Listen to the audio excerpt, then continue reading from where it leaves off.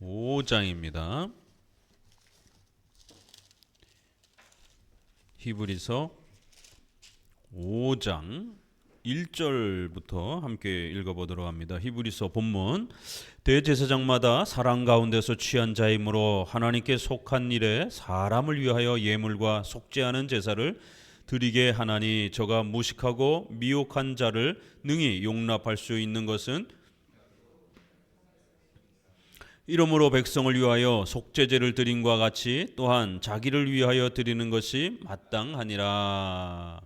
이제 4장 끝에는 14절에 우리에게 큰 대제사장이 계시다, 이렇게 구약의 이러한 모든 제사의 또 이러한 비유와 내용들은 바로 장차 자기 자신을 희생 제물로 바치시고 또 하나님과 우리 사이에 중보자가 되시는, 바로 제사장 역할을 하시는, 제사장 중에 가장 큰 대제사장이 되시는 바로 그러한 예수 그리스도를 소개를 했습니다.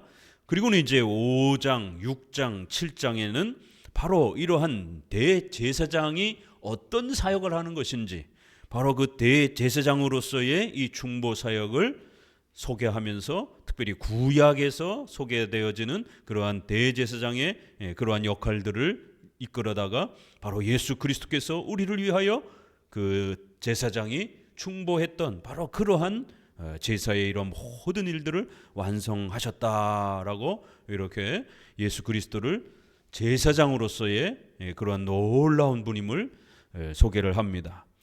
자, 405페이지 5장은 제사장보다 우월하신 예수 그리스도를 소개합니다. 구약은 성전과 제사가 가장 중요한 신앙의 질서였습니다. 그리고 제사장은 이 모든 예배 질서를 주관하는 초점입니다. 그래서 5장은 구약의 제사의식의 초점인 제사장을 소개하면서 제사장보다 위대한 예수님의 대제사장 되심을 강조합니다. 제사장의 제사 행위는 속죄하는 제사라는 단어에 나타나듯이 죄값을 제거하는 것이 핵심이었습니다. 그래서 백성들의 죄를 이렇게 짐승들에게 대신 이렇게 전가, 그래서 짐승이 백성들의 죄를 대신 짊어지고 희생을 하는 겁니다. 이렇게 속죄, 죄값을 반드시 치러야 되는 거예요. 이렇게 하나님 앞에 나아가기 위해서는 우리가 행위언약으로 인하여 아담이 행위언약 안에서 범죄한 그 모든 원죄의 이 죄값을 우리 모든 인류의 후손들도 그렇게 전달받았기 때문에 우리는 죄인이 된 것입니다. 그래서 우리는 반드시 그 죄값을 치러야 되는 겁니다.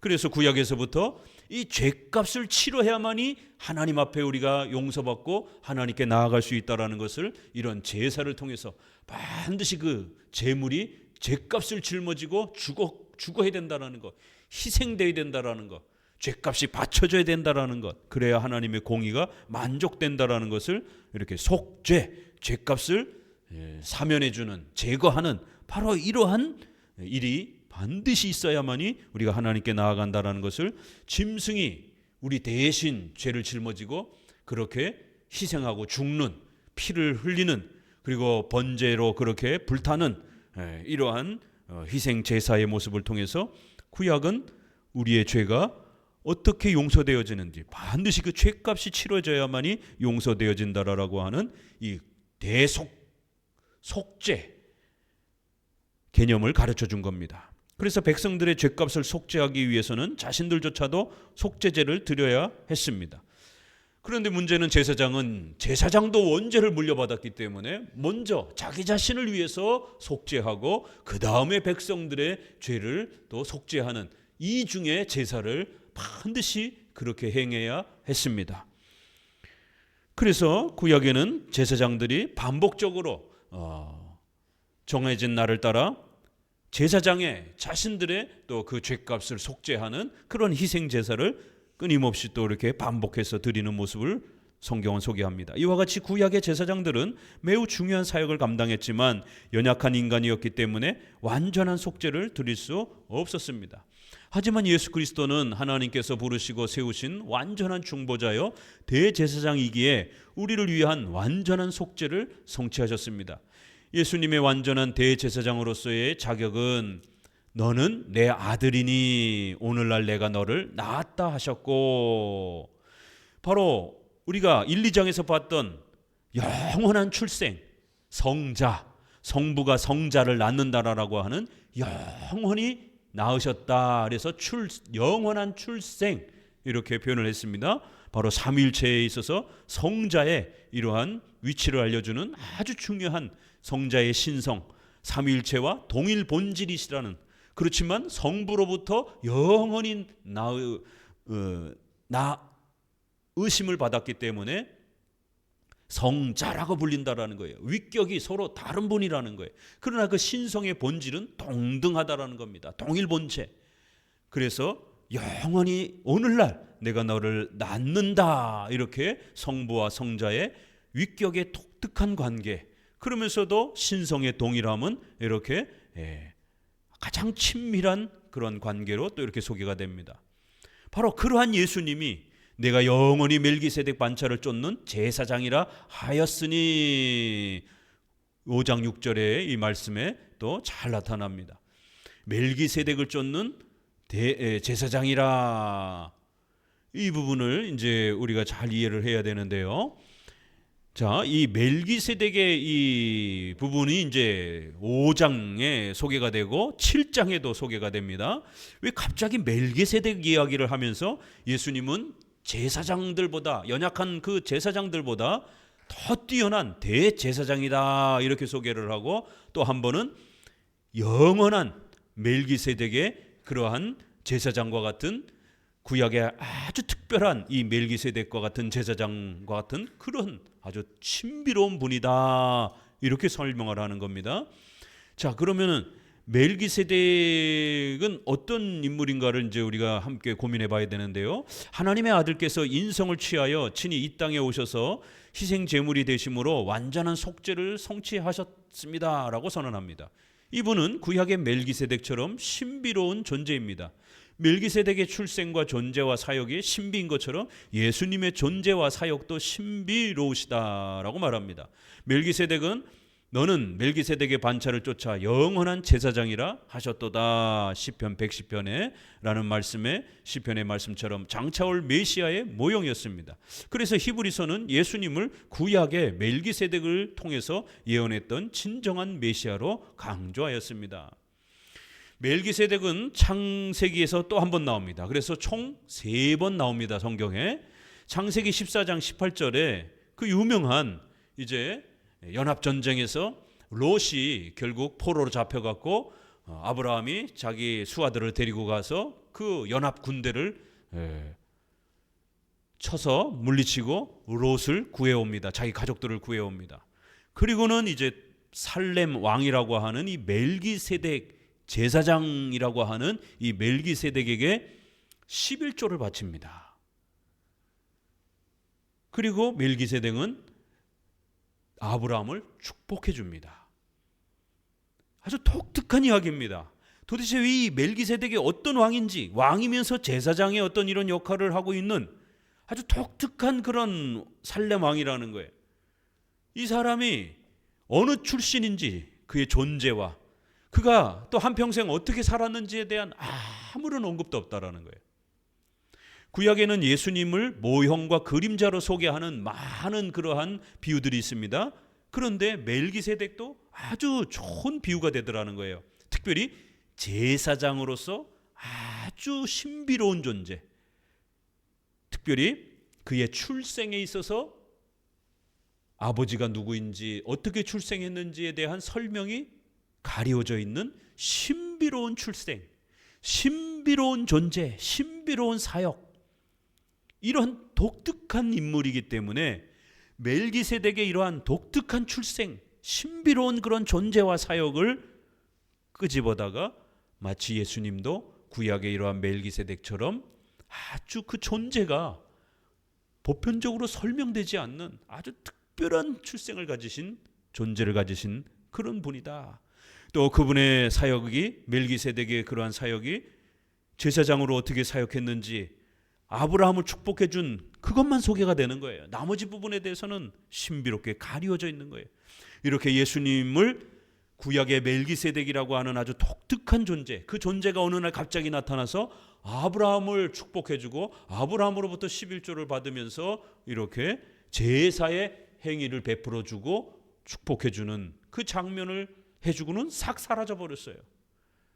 마치 예수님이 아브라함에게 다가와서 아브라함을 축복해주고 또 싹 사라지는 것처럼 이렇게 멜기세덱이라고 하는 신비로운 인물이 어느 날 갑자기 이렇게 등장을 했고, 그런데 그 멜기세덱은 단순한 그런 왕이 아니라 제사장으로서의 독특한 그러한 역할을 하고 계시는 분이다라는 것을 아브라함도 눈치챘고, 아브라함은 소돔과 고모라로 내려가려고 했던 세 천사도 사람의 모양을 가지고 자기 곁으로 이렇게 지나가고 계셨는데 성령께서 아브라함에게 임하시니까 이 세 사람이 보통 사람이 아니라는 것을 금방 알아챈 겁니다. 그래서 신속히 가서 세 사람을 모셔왔고 음식을 대접했고, 그리고 보니까 두 분은 천사였고 한 분은 인간의 모습을 잠시 취한 예수 그리스도였다라는 것을 성경은 소개합니다. 그리고 또 한 번 멜기세덱이라고 하는 이 왕이요 제사장이라고 하는 신분을 가진 분을 만났는데 이 제사장이 보통 분이 아니라는 것을 느낀 겁니다. 그래서 자기가 전쟁에서 승리한 것 중에 10분의 1을 헌금으로 바치면서 또 그분으로부터 축복을 받는, 아무나 이렇게 축복해 주는 게 아니죠. 반드시 제사장만이 신의 이름으로 이렇게 축복을 해주는데, 이 멜기세덱이 도대체 어떻게 해서 하나님을 경외하고 예배하고 있는가? 미신을 섬기는 그런 제사장에게 축복을 받으면 큰일 나죠. 그러니까 여기서 제사장이라고 하는 것은 욥처럼 이 멜기세덱이 하나님을 섬기고 있었던 독특한 존재라는 겁니다.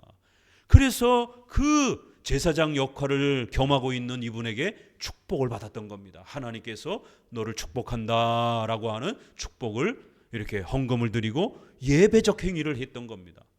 그러니까 아브라함이 어떻게 알아봤을까? 그건 성령의 충만함으로 알아본 거고, 그러면 멜기세덱은 어떻게 이렇게 이방인 중에 하나님을 섬기고 있는, 하나님을 알고 있는 사람이 있을까? 옛날에는 아담의 다 후손이었잖아요. 그렇죠? 가인과 아벨이 그렇게 있었고, 그 다음에 셋이라고 하는 세 번째 또 존재가 있었고, 그러면서 아브라함의 자손들이 하나님을 그렇게 이름을 부르고 하나님을 예배하는 모습들이 구약의 초기에 보게 되면 나옵니다. 그러니까 그 후손들이 아브라함의 직속, 이렇게 후손도 노아의 자손을 통해서 셈, 함, 야벳 이렇게도 있지만, 함은 조금 더 불신자를 대표하지만 아브라함은 셈족 계열이고 야벳 족속의 계열도 노아의 자녀들이란 말이에요. 그러면 이 야벳 족속도 아버지를 통해서 하나님을 충분히 또 배우면서 먼 지역으로 흩어진 겁니다. 이렇게 신앙을 다 잊어먹고 있어도 욥과 같이 또 멜기세덱과 같이 특별한 은혜를 통해서 하나님을 기억하고 있었던 그런 민족과 사람들이 간혹 성경에는 등장합니다. 이렇게 멜기세덱은 갑자기 신비롭게 등장을 했고 신비롭게 사역을 했고 신비롭게 아브라함을 축복하면서 사라졌어요. 그래서 예수님은 이렇게 레위 지파의 그러한 규칙을 따라서 제사장이 되신 분이 아니라 아주 이렇게 특별한 유다 지파의 출신이잖아요. 예수님은. 그럼에도 불구하고 레위 지파들이 계승해야 되는 그 제사장의 업무를 동시에 이렇게 왕이면서도 유다 가문의 왕족 지파이면서도 제사장으로서의 또 그러한 역할을 예수님이 동시에 감당하시는 이러한 모습이 마치 구약의 이 독특한 인물이 왕과 제사장으로서 아브라함을 축복하고 그리고는 바로 사라진 이 신비로운 출생과 사역을 가지신 바로 이 멜기세덱처럼 예수님도 이렇게 아주 특별한 출생과 특별한 신비로운 이러한 사역을 행하시면서 이 땅에 오신 바로 하나님이시자 또 우리의 중보자요 제사장이라. 그래서 5장 7장은 멜기세덱과 같이 예수님이 얼마나 신비롭고 놀라운 분인지에 대해서 멜기세덱 이야기를 많이 하는 겁니다.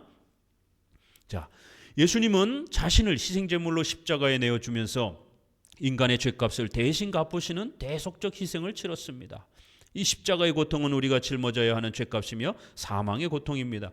예수님은 십자가의 죽음에서 엘리 엘리 라마 사박다니 하시는 이는 곧 하시니 이는 곧 나의 하나님 어찌하여 나를 버리시나이까. 마태복음 27장의 말씀처럼 이 사망의 고통, 바로 우리가 지옥 강화를 고백할 때 예수님의 그 영혼의 고통, 우리 대신 죗값을 받으시는 그의 영혼의 사망의 고통, 지옥과 같은 그 아픔을 겪으시는 그 영혼의 고통을 갈멜산에서 이 잔을 나에게서 옮기시옵소서라고 3번 피눈물이 되도록 기도하시는 그 영혼의 고통, 또 한 번은 골고다 십자가에 죽어가면서 엘리 라마 사박다니, 하나님으로부터 버림받는 이 엄청난 그 죄값 때문에 하나님으로부터 버림받는 이런 엄청난 사망의 고통을 이렇게 우리 대신 희생하신, 그러한 대속적 희생을 하신, 자기 자신을 제물로 바친 그러한 제사장의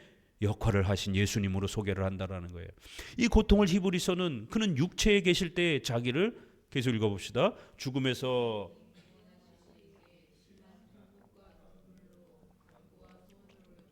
그의 경외하심을 인하여 들으심을 얻었느니라 하고 표현하였다. 이렇게 그의 영혼이, 육체도 죽으셨지만 그의 영혼이 심한 통곡과 눈물로 이 갈멜산 기도원이래요.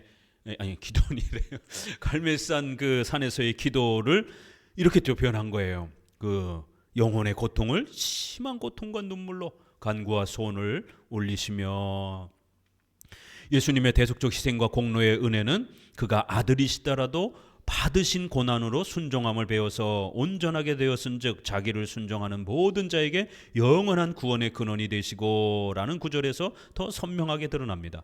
예수님은 우리의 죄값을 대신 짊어지기 위해서 친히 십자가에 죽으시고 고난을 당하셨습니다. 또한 평생을 율법에 순종하시면서 행위 언약을 통해서 요구되었던 하나님의 공의로운 명령을 완전히 성취하여 만족시키셨습니다. 이 구원의 근원과 핵심을 대속적 희생, 대속적 공로라고 합니다. 아담이 행위 언약을 어김으로 발생한 원죄의 죄값과 행위 언약의 의로운 요구를 예수님이 모두 성취하심으로써 구원의 위대한 복이 마련되었습니다. 이제 예수님만 믿으면 우리의 죄가 제거되고 하나님 앞에서 의로운 자로 여겨집니다. 이 위대한 복이 바로 이신칭입니다. 이렇게 예수님의 희생을 소개하면서 그 대가로 우리가 받게 되는 이신칭의를 이렇게 연결해서 소개하고 있습니다. 특별히 8절 9절은 그 받으신 고난으로 순종함을 배워서 우리 대신 대속적 죽음을 겪는 그러한 소극적 순종, 그걸 우리가 수동적 순종이라고도 이렇게 말합니다. 성부 하나님의 예정과 구원의 뜻에 죄값을 치르시는 아버지의 공의를 만족시키기 위하여 자기 자신이 그렇게 고난으로 순종하시고 십자가에 자기 자신을 희생제물로 바치시며 그렇게 수동적으로 죽음에 나아가는 순종, 이런 희생이 있다라는 거예요. 또 하나는 행위 언약에서 요구하는 죄값도 이렇게 고난을 통해서 순종을 통해서 치르시고, 또 하나는 행위 언약에서 요구하는 율법의 요구, 항상 행위 언약은 2가지가 우리에게 요구되고 있다라고 말씀드렸죠. 아담이 범죄함으로 인해서 영생을 지키면 영생의 복을 주겠다라고 하는 율법의 요구가 남아있고, 어겼기 때문에 정령 죽으리라라고 하는 죄값, 바로 형벌이, 죄책이 우리에게 남아있다라는 것이에요. 그래서 반드시 예수님은 십자가에 죽으시며 희생을 하시는, 고난으로 그렇게 순종하셔서 죽음을 치르시는 그러한 희생이 있어야 되고, 율법의 요구를 적극적으로 능동적으로 이렇게 또 순종하셔서 하나님의 자녀가 되는 영생의 또 의로움을 얻어주셔야 되는 이 2가지 요구를 예수님은 모두 다 성취하신 겁니다. 그래서 이거를 우리가 통상 웨스트민스터에서는 그리스도의 순종과 만족, 이렇게 또 표현을 합니다. 그래서 이거를 수동적 순종, 능동적 순종이라고도 이렇게 표현을 합니다. 또 소극적 순종, 적극적 순종이라고도 말합니다. 바로 이신칭의에서 의가 무엇인가? 의란 죄값이 사면이 되는 거예요. 그 일을 위해서 예수님이 십자가에 죽으시고 이 땅에 율법 아래 나셔서 온갖 고난을, 우리가 받아야 될 고난을, 하나님의 무서운 형벌을 대신 받으시는 거예요.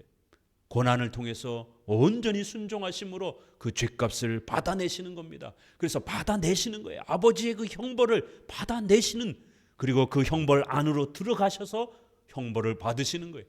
그래서 이거를 우리가 수동적 순종, 우리의 죄값을 감당하기 위한 고난의 순종, 이렇게도 표현하는 거예요. 또 행위 언약이 요구하고 있는 순종해야, 율법의 요구에 순종해야 영생의 복을 주겠다라고 하는 이 행위 언약의 요구를 우리가 할 수 없기 때문에 율법 아래 나셔서 율법이 요구하는 그 모든 요구들을 온전히 적극적으로 예수님이 자원해서 우리 대신 순종하심으로 그 많은 고난을 참고 견디면서 율법의 십계명의 하나님의 명령의 모든 요구를 완벽하게 성취하셔서 영생의 그 복을 획득하셨고 그걸 우리에게 주신다라는 거예요. 의에는 두 가지가 있다라고 반복해서 말씀을 드렸습니다. 죄값이 사면이 되는 것과 또 율법의 요구를 성취해서 우리가 하나님의 자녀가 되는 영생의 복을 누리는 이 의의 획득, 이것은 그리스도의 죽음과 부활로 표현되기도 합니다. 그리스도의 죽음은 죄값이 정령 죽으리라고 하는 그 죄값이 완성이 되는 거예요. 부활은 예수님이 육체로 이 땅에 오셔서 율법에 온전히 순종하시다가 죽으셨어요. 그러면 이게 실패했는가? 하나님 앞에 받아들여졌는가? 알 길이 없잖아요. 인성을 다시 부활시켜 주셔서 예수님이 율법에 순종하신 그 모든 고난을 받으시며 순종하신 그 모든 순종이 하나님 앞에 완벽히 흡족하게 만족되었다라는 것을, 그의 인성을, 육체를 다시 부활시켜 주심으로 인해서 예수님의 순종을 하나님이 만족하셨다라고 보증하는 수표가 되는 겁니다. 부활은.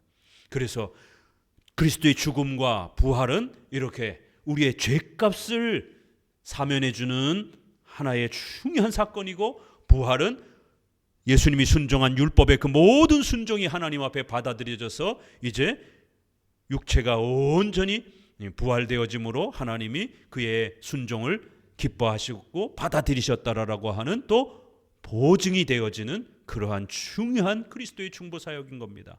그리하여 이거를 신학적으로 수동적 순종, 능동적 순종이다라고도 말하는 겁니다. 이신칭의에서의 그 의가 죄의 사면과 하나님의 자녀가 되는 바로 이 두 가지를 이루어주기 위해서 예수님이 죄값을 감당하며 희생하는 대속적 희생을 하셨고, 율법의 요구에 순종하시는 대속적 그러한 또 순종을 하신 것입니다. 이러한 대속적 희생과 대속적 공로라고 하는 이러한 표현으로 또 표현되어지는 겁니다. 바로 이 일을 위해서 이중전가, 우리의 죄가 예수님께 전가가 되어야 되고 예수님이 획득하시고 얻으신 그 의가 우리의 것으로 오도록 그렇게 또 전가해 주셔야 되는, 이렇게 칭에는 이중전가라고 하는 교리를 의미하는 거고, 의라고 하는 건 바로 죄의 사면과 하나님의 자녀가 되는 바로 의로움이 되어지는 바로 이 내용을 말하는 것입니다. 이런 내용이 5장 8절 9절에 아주 놀랍게 이렇게 소개가 되고 있는 겁니다. 6장 1절을 같이 읽어봅니다. 그러므로 우리가 그리스도의 도의 초보를 버리고 죽은 행실과 회개함과 하나님께 대한 신앙과 세례들과 안수와 죽은 자의 부활과 영원한 심판에 관한 교훈의 터를 다시 닦지 말고 완전한 데에 나아갈지니라. 많이 소개해드렸었죠. 이 구절 바로 7대 교리가 여기서 이제 소개가 되는 거예요. 본문 406페이지 6장은 5장과 7장에서 연속적으로 소개하는 멜기세덱에 대한 설명 가운데 삽입된 그러한 보충 설명으로 들어갑니다. 5장에서는 예수님을 소개한 후 6장은 예수님을 믿는 신앙 원리를 추가하였습니다. 바로 우리의 대제사장 되시는 예수님, 우리를 위하여 대속적 희생과 대속적인 순종의 이 공로를 이루신 분이기 때문에 이제 그 예수님을, 이러한 예수님인 줄을 교리로 잘 성경을 통해서 배워서 믿으라는 거예요. 성경을 믿으라. 성경에서 가르치는 예수님을 신속히 믿으라고 다시 한번 또 강조하는 겁니다. 기독교 신앙 원리는 맹종, 맹신도 아니며 신비체험이나 은사체험도 아닙니다. 성경적 신앙은 믿음은 들음에서 나며 들음은 그리스도의 말씀으로 말미암느니라는 로마서 10장 17절 말씀처럼 오직 성경을 믿는 성경신앙입니다.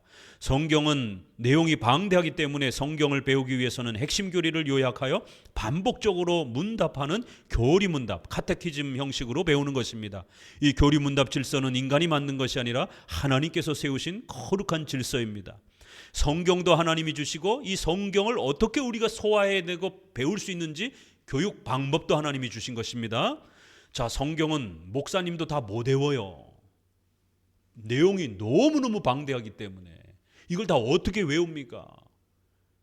그렇기 때문에 성경의 핵심을 믿고 알고 외우는 겁니다. 그것이 성경을 정확하게 이해하는 거예요. 성경을 통째로는 외울 수는 없을지라도 인류 역사상 어거스틴, 칼빈도 성경을 통째로 외우지 못했어요. 너무너무 방대해서.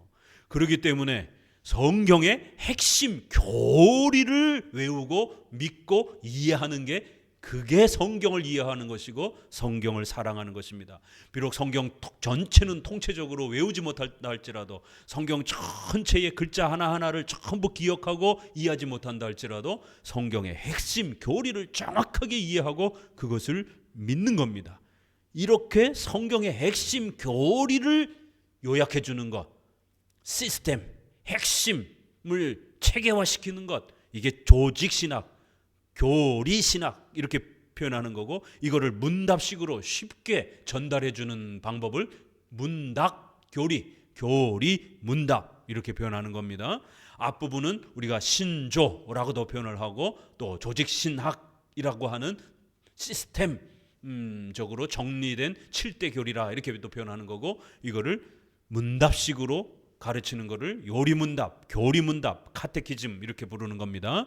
하나님께서는 이스라엘 백성들을 애굽으로부터 구하신 후 백성들에게 이 구원의 역사를 잊지 않도록 하기 위해서 자녀들에게 출애굽의 핵심 교리들을 문답식으로 가르치도록 다음과 같이 명령했습니다.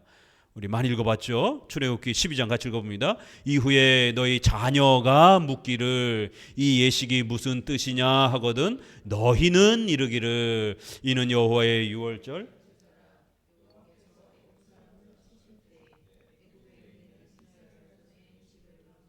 우리의 집을 구원하셨느니라.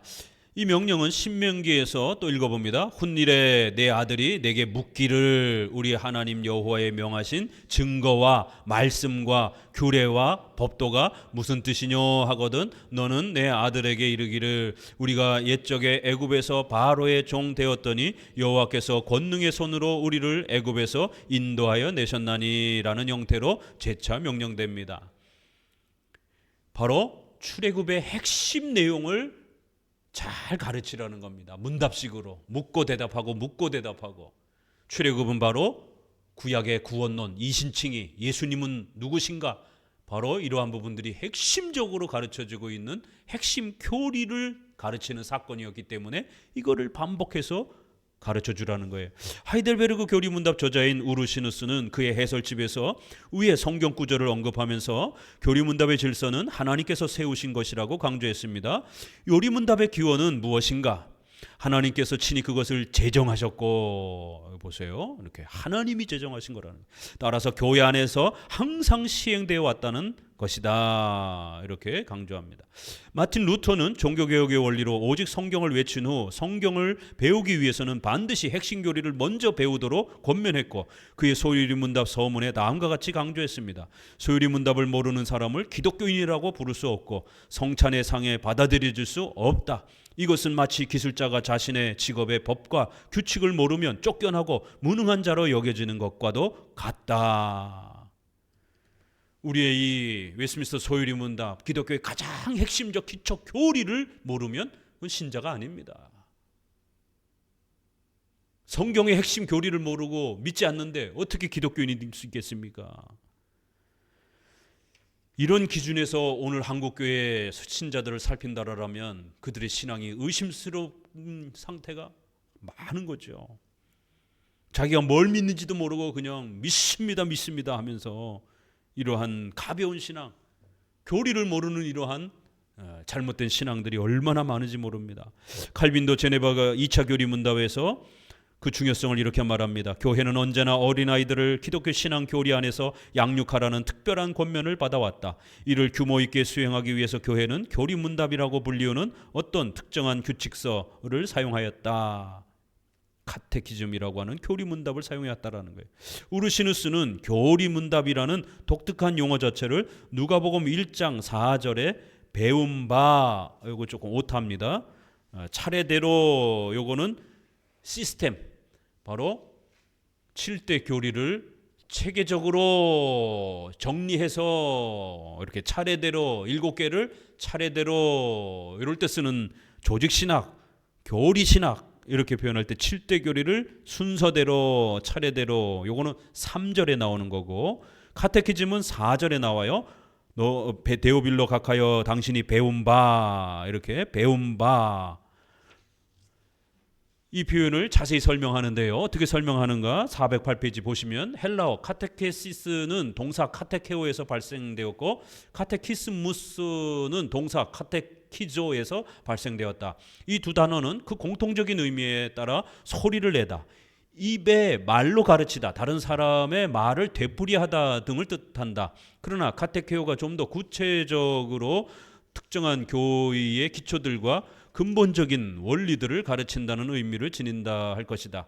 교의에 적용되고 그런 의미로 사용될 때에는 기독교 신앙의 첫째 가는 원리들을 가르친다는 의미를 지니며, 누가복음 1장 4절, 사도행전 18장 25절, 갈라디아서 6장 6절 등에서 그런 의미로 나타난다. 그러므로 가장 일반적이고 포괄적인 의미에서 요리문답 교육이란 어떤 특정한 교의의 초보적인 내용에 대해서 입에 말로 주어지는 간단하고도 초보적인 교육을 뜻한다. 그러나 교회가 사용하는 의미에서는 무식한 자와 배우지 못한 자들을 위하여 고안된 기독교 신앙의 첫째 가는 원리들에 대한 문답식 교육 체계를 뜻한다. 이렇게 성경 여기저기에 이렇게 문답식 형태로 성경의 교리를 핵심적으로 이렇게 문답 형태로 가르치라라고 하는 구조가 아주 정확하게 설명되고 있다라는 거예요. 그런데 이게 바로 히브리서에서는 바로 7대 교리가 소개가 되는 거예요. 히브리서 6장도 예수님을 바르게 믿기 위해서는 중구난방으로 이렇게 막 배우면 안 돼요. 성경을 예수님을 환상 속에서 체험하는 것이 아니라 이 교리문답 질서의 기초에서 성경의 교리를 믿어야 한다고 강조합니다.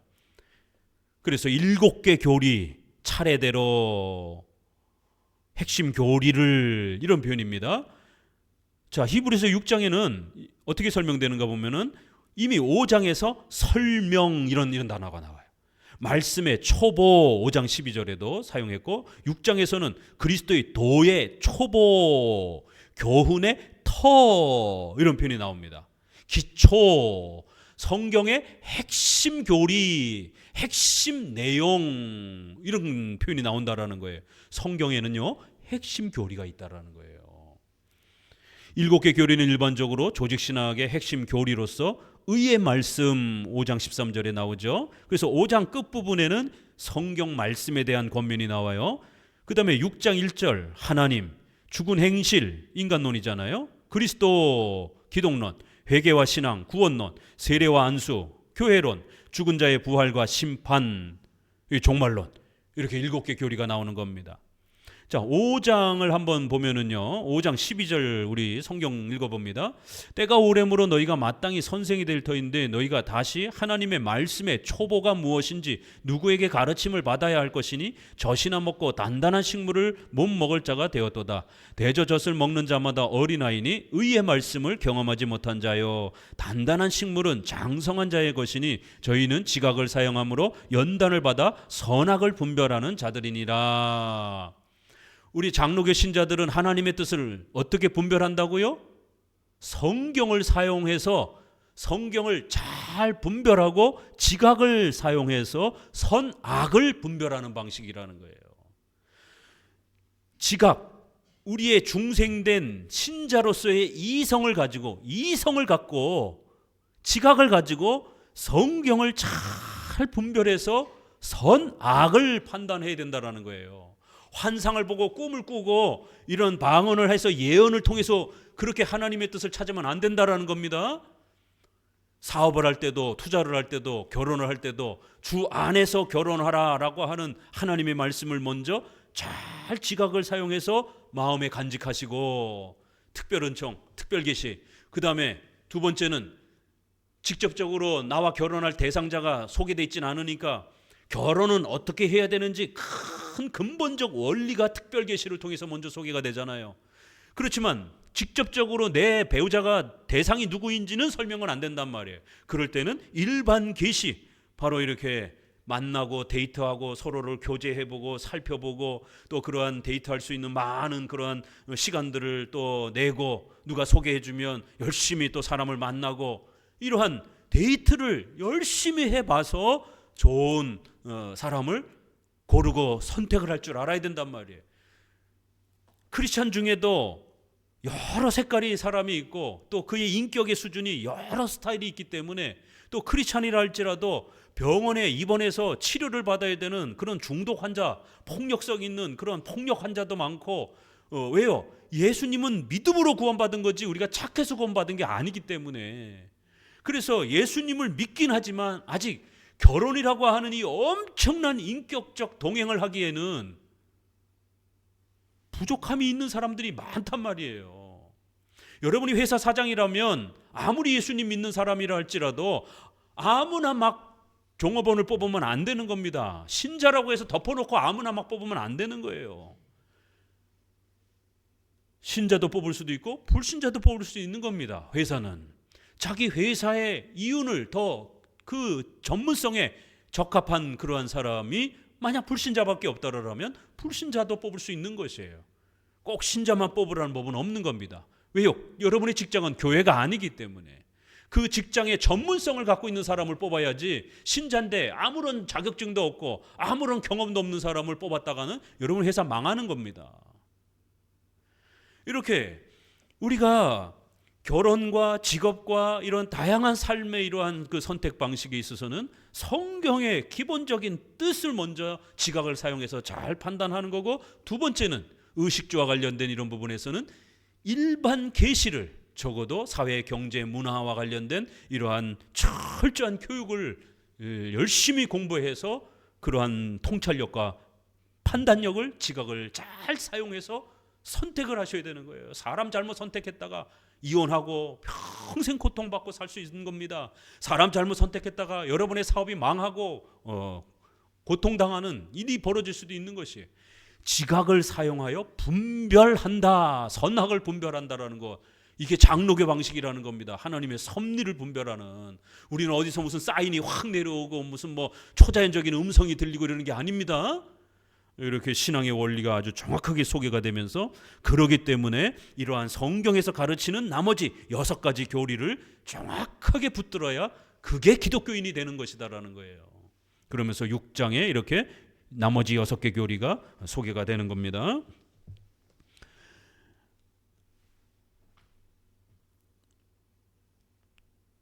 그리고 성경 전체의 7대 교리를 제시합니다. 7대 교리는 일반적으로 여기 소개했죠. 그 다음에 이와 같은 성경의 핵심 교리를 배우고 믿는 것을 강조하기 위해서 6장은 신비체험이나 환상, 신앙, 임시적 신앙, 맹목적 신앙, 이념적 신앙 등과 같은 잘못된 신앙과 대조합니다. 이런 형태는 가짜 신앙이기 때문에 구원받을 수 없다고 다음과 같이 경고합니다. 같이 읽어봅니다. 한번 비침을 얻고 하늘의 은사를 맛보고 성령에 참여한 바 되고 하나님의 선한 말씀과 내세의 능력을 맛보고 타락한 자들은 다시 새롭게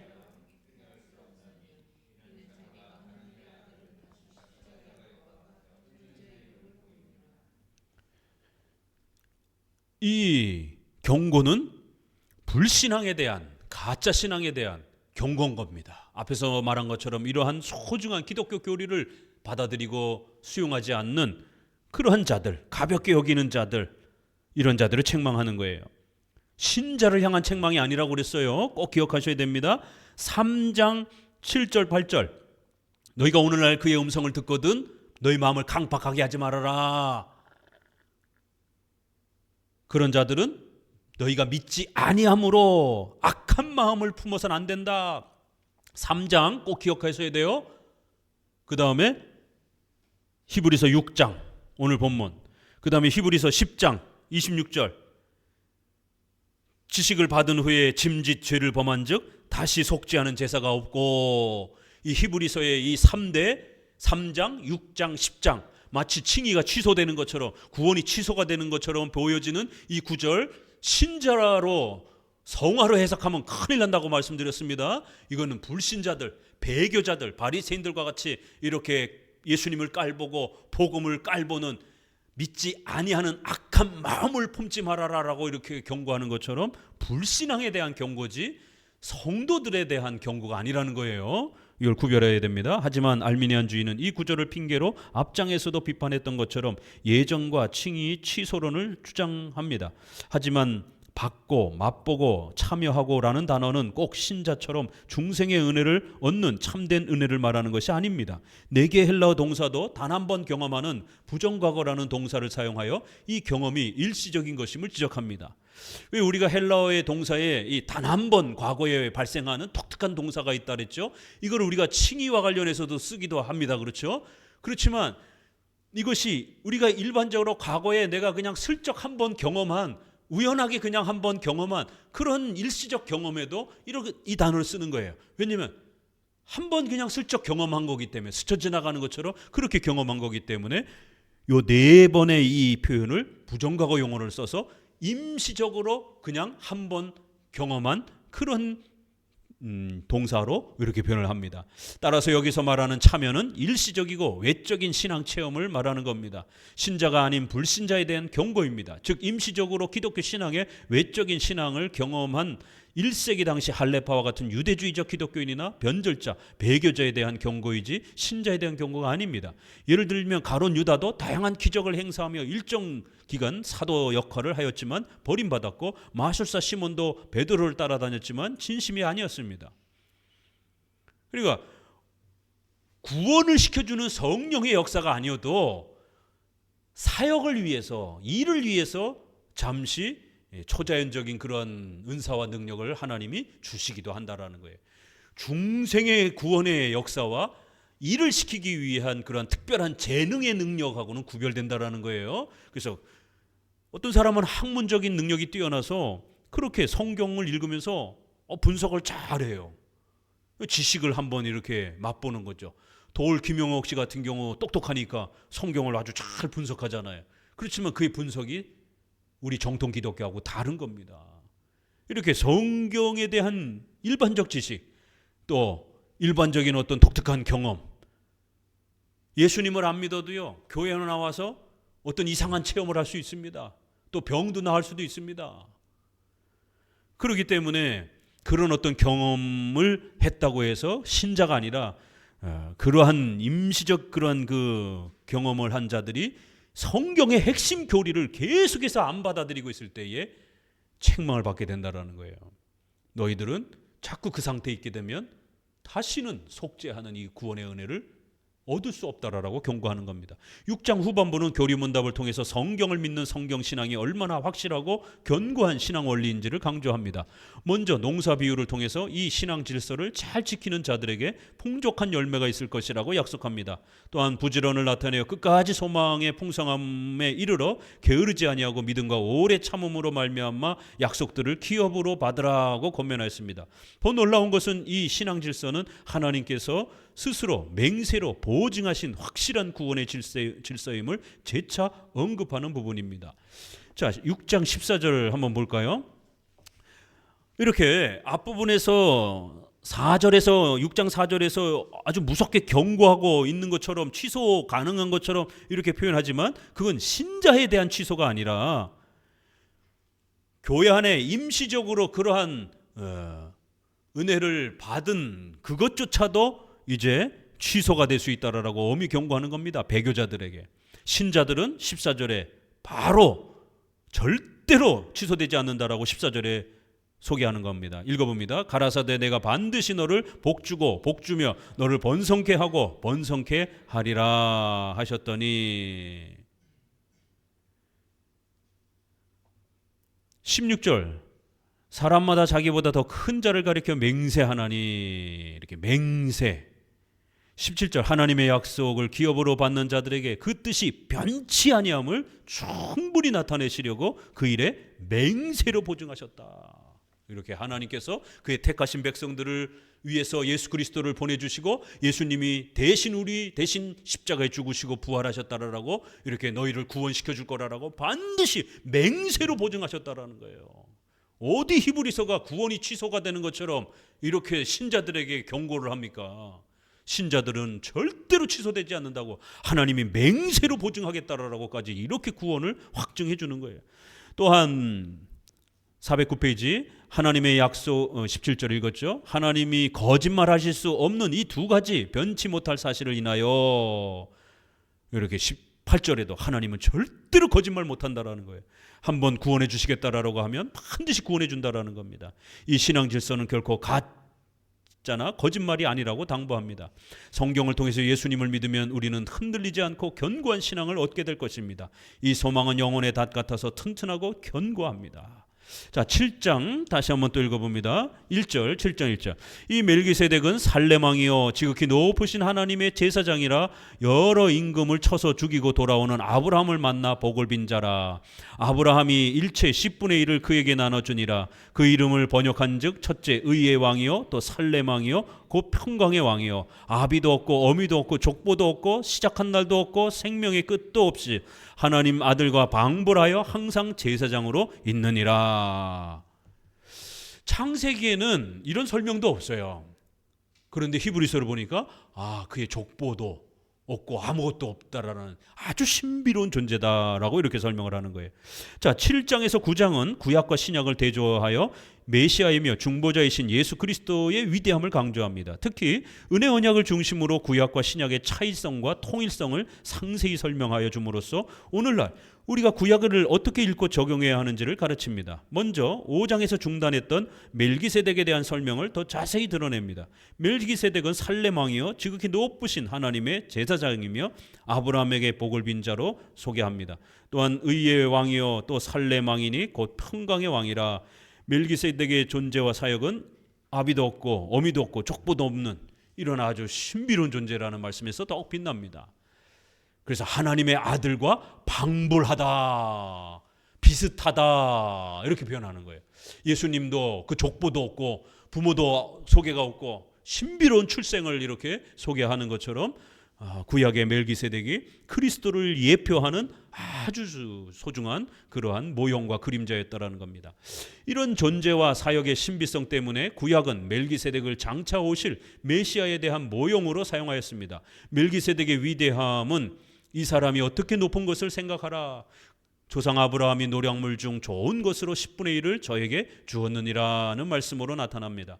아브라함과 그의 모든 후손들은 멜기세덱에게 11조를 드렸고 그가 비는 축복을 함께 받았다라고 이렇게 설명합니다.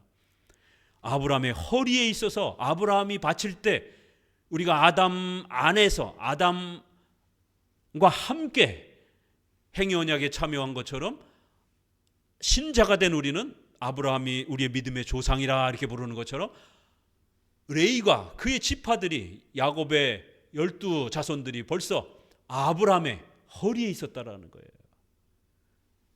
생명의 씨앗 개념으로 조상이니까 후손이니까 우리의 모든 그의 택한 하나님의 백성들 저와 여러분까지 우리는 그 아브라함의 허리에 있었던 것이에요.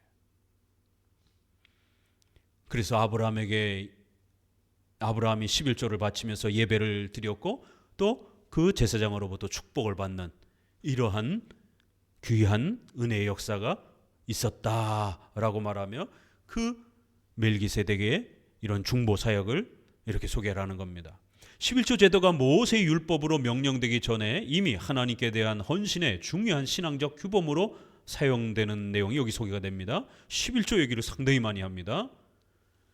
이런 원리 때문에 개혁교회는 비록 구약적인 의식법 형태의 11조 제도는 중단됐지만 신앙과 예배의 규범으로서 11조 헌금 형태를 도덕법으로 적용하였습니다. 11조 헌금이라는 표현을 7번이나 사용하면서 7장은 멜기세덱의 위엄을 강조하였습니다. 자, 이 11조라는 표현이 7번이나 나오는데 물론 여기는 멜기세덱의 그 독특한 신비로움을 강조하는 거예요. 그런데 그러한 멜기세덱에게 다가갈 때 아브라함이 그냥 나간 게 아니라 예배의 행위를 하면서 나간 거예요. 그 예배의 행위를 대표적으로 11조 헌금을 바친 겁니다. 아니 11조 헌금을 아무데나 막 드립니까? 그건 반드시 하나님께 바쳐야 되고 예배적 행위에서 바쳐야 되잖아요. 그렇죠? 그리고 축도를 할 때 아무나한테 막 받습니까? 그러니까 이렇게 멜기세덱과 아브라함은 이 11조와 축복이라고 하는, 소위 말해서 헌금과 축도라라고 하는 아주 독특한 이러한 예배적 질서 아래에서 그렇게 서로가 만났다라는 거예요. 그래서 예수님의 그 신비로움을 가르치는 본문이에요. 그러면서도 또 11조는 바로 이 두 사람이 지금 예배적 행위를 행할 때에 아주 중요하게 사용되어지고 있었던 예배의 수단입니다. 그런데 모세가 아직 등장하기도 전이에요. 그렇죠? 아브라함 때니까. 아브라함 때는 2000년이 훨씬 넘는 거고요. 모세는 이제 구약 기원 후 1500년 때 사람이란 말이에요. 500년, 600년의 차이가 있다고요.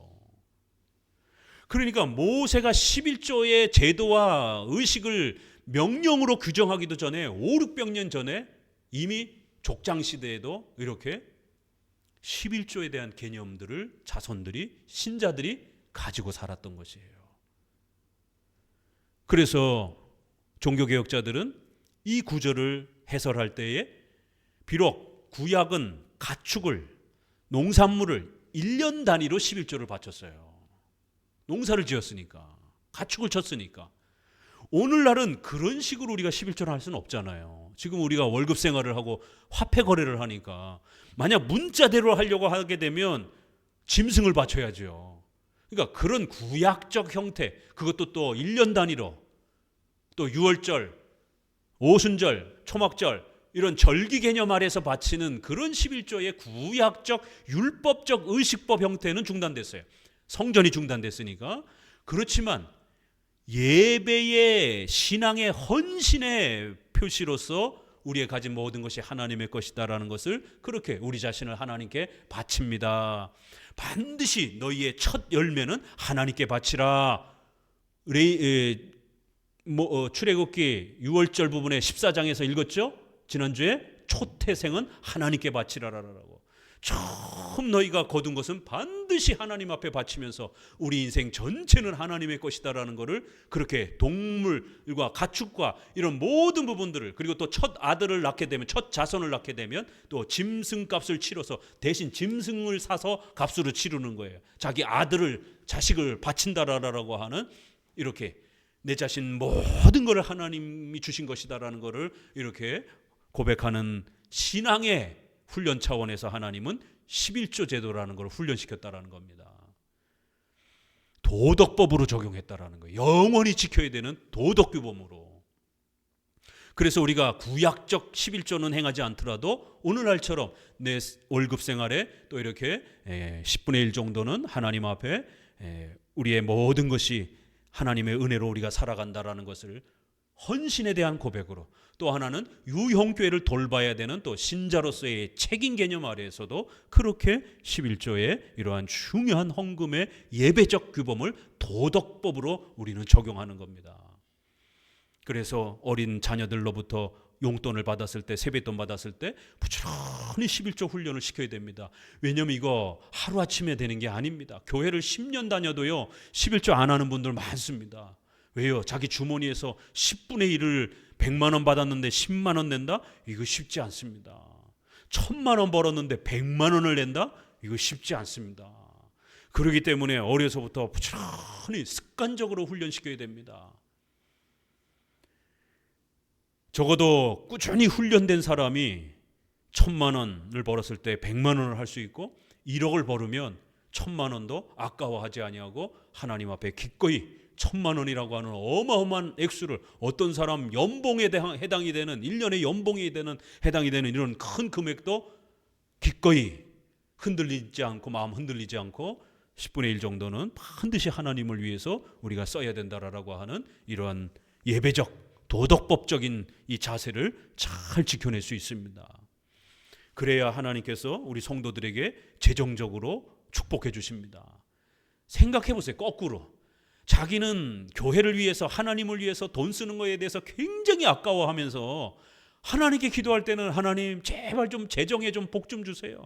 좀 재정이 넉넉할 수 있도록 좀 도와주세요. 아니, 창피해서라도 그렇게 기도를 못 하겠어요. 나는 내 주머니에서 하나도 안 내놓으면서 나는 하나님을 위해서 쓰는 건 굉장히 아까워하면서 하나님한테 나한테 좀 도와달라고 어떻게 이게 부끄러워서 이게 이야기할 수가 있겠어요. 그러니까 이런 교리에 대한 훈련을 받지 않으면 자기는 하나님을 위해서, 교회를 위해서 재정을 쓰는 것을 엄청 아까워하면서도 또 본인은 하나님 앞에 재정을 도와달라고 이렇게 기도하면 이게 모순이 되는 거예요. 그러니까 하나님 안 도와주시는 겁니다. 재정적으로. 그래서 재정적으로 헌신하고 희생을 해야 하나님이 재정적으로 도와주시는 거예요. 그래서 목사님이 항상 우리가 웨스트민스터 22장 맹세와 서원이라는 부분이 있다고 했잖아요. 구약적으로는 사용하지 않더라도 신약적으로는 사용할 수 있습니다. 그래서 우리 신조에도 맹세, 서원이 있는 겁니다. 그러면 질병이 찾아와서 육신의 건강을 잃은 분들은 하나님 앞에 건강을 달라고 기도하세요. 그럼 그 건강해져서 목표가 뭡니까? 잘 먹고 잘 살게요? 이러면 내 개인의 욕망만을 위해서 기도하면 하나님 안 들어주십니다. 내가 왜 건강해져야 되는가? 하나님 건강한 몸으로 하나님의 교회를, 주님의 일을 좀 더 열심히 하겠습니다.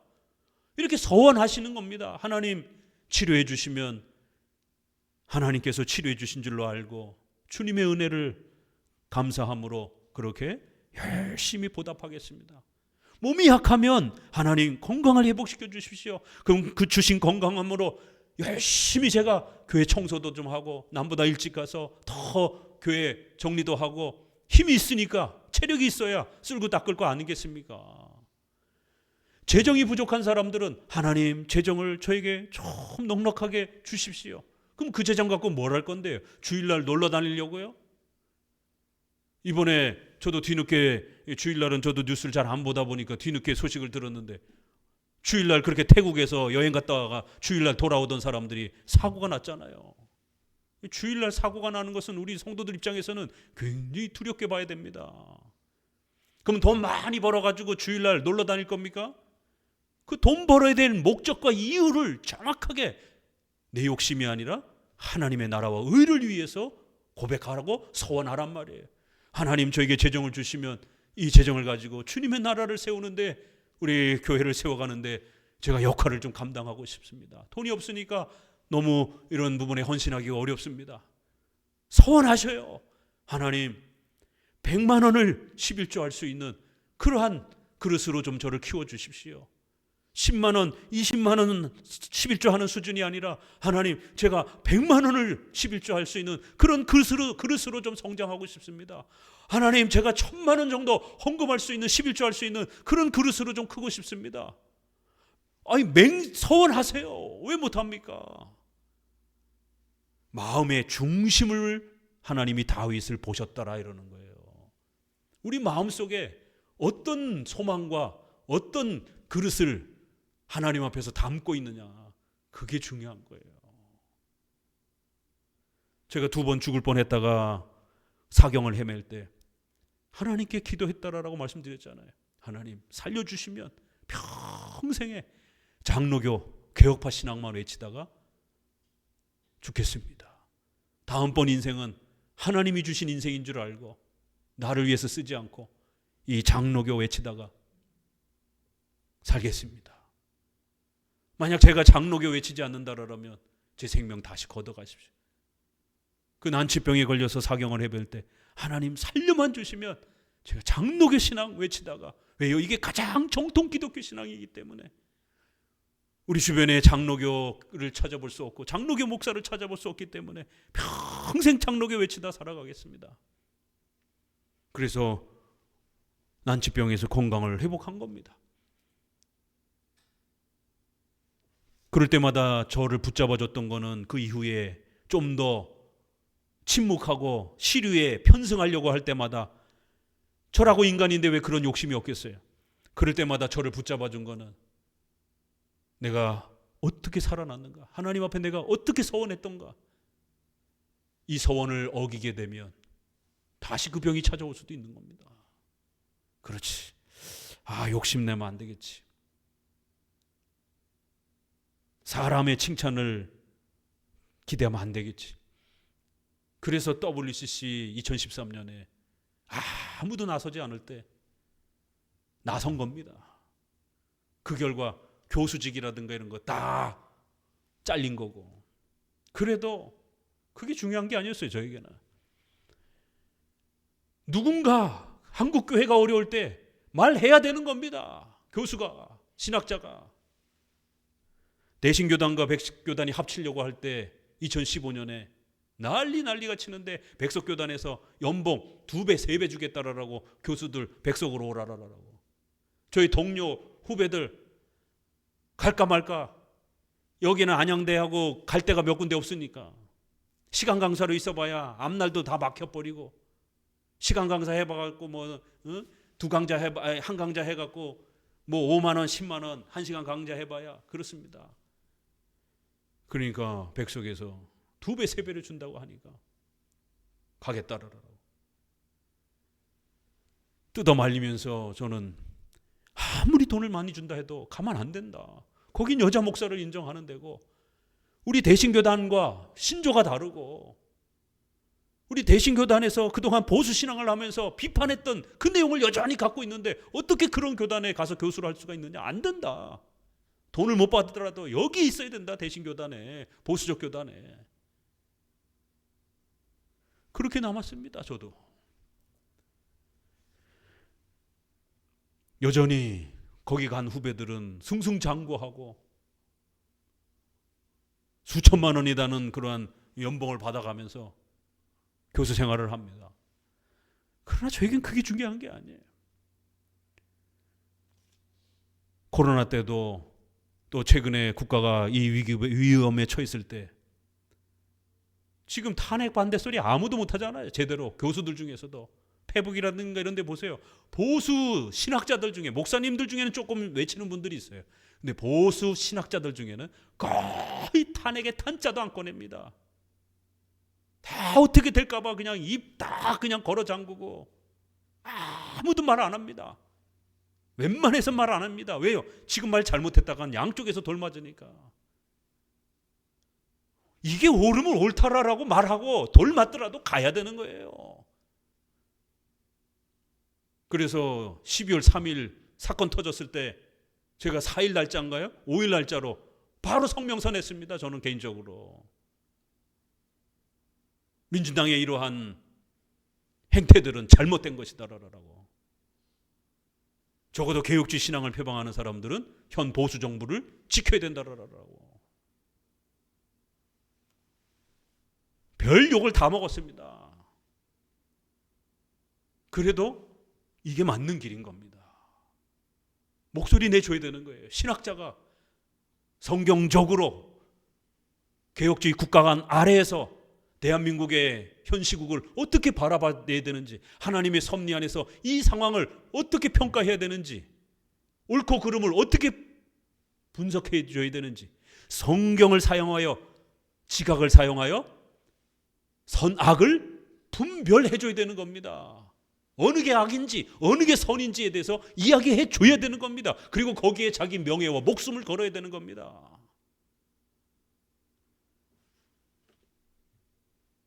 시대마다 중요한 시기마다 장로교 신학자로서 돌을 맞는다 할지라도, 욕을 먹는다 할지라도, 거기에 또 엄청난 재정적 손해를 당한다 할지라도 이게 하나님의 뜻이다라고 성경을 통해서 내가 그동안 30년 동안 연구하고 배운 그 모든 신앙적, 교리적 지식 안에서 통찰력 있게 판단했을 때 이게 옳다라고, 이 방향이 옳다라고 판단하면 성도들과 함께 이 방향으로 갑시다라고 깃발을 들고 가야 되는 겁니다. 그게 목회자요 신학자인 거예요. 돈 때문에, 시류의 어떤 분위기 때문에 왔다 갔다 세상 정치가도요, 이번에 보셨잖아요. 별의 그 한순간, 누가 어떤 정치가가 하신 말씀, 사람마다 별의 한순간이 별이 되는 그 찰나의 순간이 있다라고.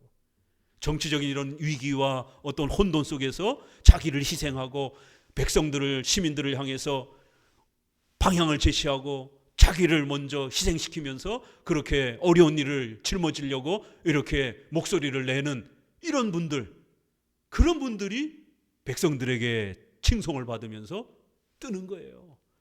그러나 권력과 돈에 눈이 멀어가지고 이쪽 갈까 저쪽 갈까 기회만 요리조리 눈만 돌리는 이런 정치가들은 금세 표가 나고 한순간에 나락으로 떨어져 나가고 20% 30% 인기가 있던 이런 사람이 말 한마디 방향성을 잘못 제시하는 바람에 5% 3%대로 국민의 지지율들이 확 떨어져 버리는, 이 지금 막 추풍낙엽처럼 막 있던 사람들이 우르르 떨어지고 숨겨져 있던 사람들이 자신의 정치 철학 아래에서 어떻게 행동해야 될지, 이럴 때 대통령과 자신과 어떤 보조를 맞춰야 될지에 대해서 목소리를 내는 또 그런 정치가들은 그의 꿋꿋함과 의연함 때문에 또 많은 사람들로부터, 보수적인 또 지지자들로부터 또 지지를 받으며 대통령감으로 이렇게 벌써 회자가 되는, 참 누구는 별이 되는데 어떤 그 순식간에 누구는 완전히 그냥 낙엽이 돼버리는, 떨어지는 낙엽이 되는, 세상 지도자들도